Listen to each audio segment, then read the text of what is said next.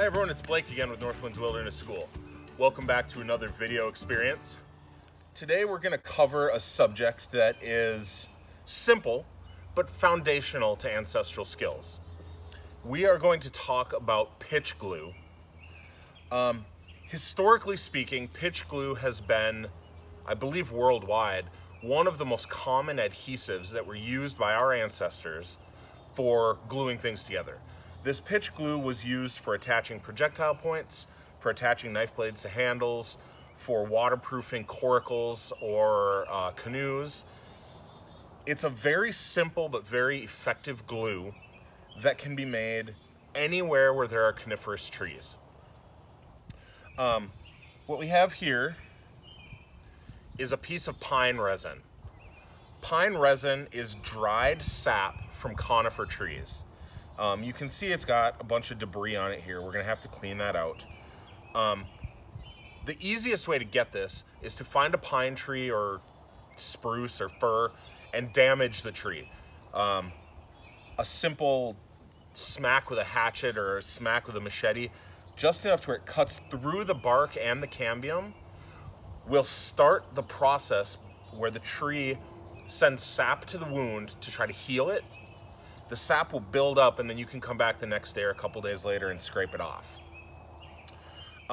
Once you have enough, and enough is up to you, it's just determined by how much glue you want to make, you want to remove as much of the debris as you can because you're going to have tree bark in there, you might have pine needles, there might be insects, and that you don't want in your glue. And here, I just have a little stove. Fires are being discouraged in Wisconsin right now, so I'm just using this little stove. It's got charcoal in it, it's got a nice fire in it. And then I just have a tuna can. I'm not gonna touch it because it's sitting on fire, and I don't wanna burn myself. But all we're gonna do to start with is take our pine resin and put it in the tuna can. We need to get that nice and melted. We can't clean out the debris until it's completely melted. So right now we're just gonna let it cook until it melts. While this is melting, I just wanna take a second and talk about safety. First of all, you do not want to get this on your skin while it's hot. It's very, very sticky and very hard to wash off. And if it's burning and it's on you, you're gonna be a hurting unit because it will burn you badly and you won't be able to wash it off. Also, if it's on fire and you get it on you, you're gonna be in a world of hurt. It's like napalm. It'll stick to your skin and it'll burn. Along those lines, it's very, very flammable. I normally do this on my kitchen stove.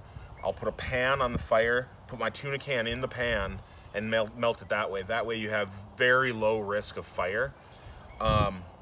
Very recently, I started a fire in a seashell trying to do this.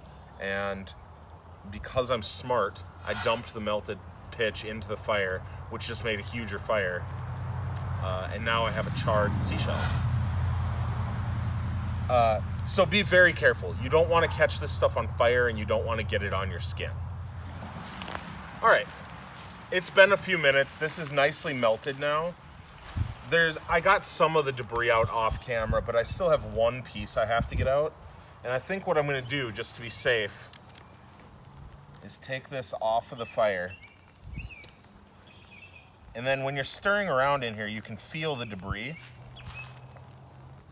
And I'm just gonna kick that out. That's a piece of tree bark, some pine needles. That's about it. The next thing we're gonna add is ground up charcoal. Just any charcoal will work. Take a piece of firewood out of your fire pit, or like I did, I just grabbed charcoal out of a bag of charcoal.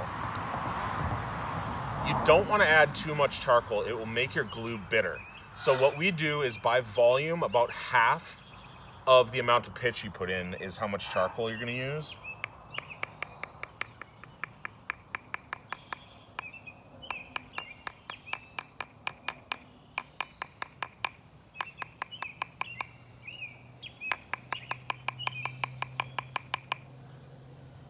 That looks about right to me. Does powdered charcoal burn? Yes, it does. And then, this is beeswax. So I'm just gonna cut this beeswax.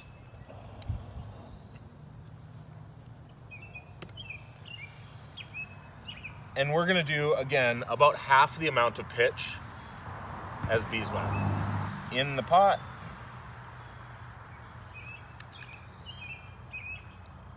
And then everything goes back on the fire.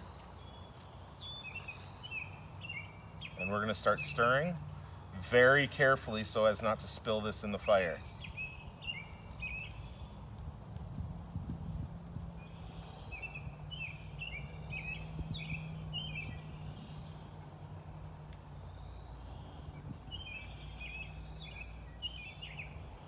You'll see some people glob this onto the end of a stick so it looks a little bit like a lollipop. You'll see some people just leave it in the container. I do both. I like to make the little lollipops just because they look cool, but I think it's actually more practical to use if you leave it in the container. That way you just throw your container on the fire, get it heated up to where it's melted, and then you can use it.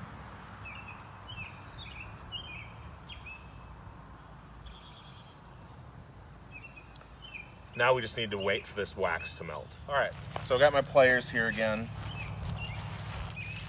We're gonna take this off the heat. The wax is melted, the charcoal is all mixed in. This is a pretty nice consistency right now. You can see on the end of this stick, it dries pretty fast. As soon as this stuff starts to cool down, it solidifies. And you can then take this and rub it into the notch on an arrow or the notch on a knife handle to glue your point or your blade in place. You can put it on the seams of a birch bark basket to make it waterproof.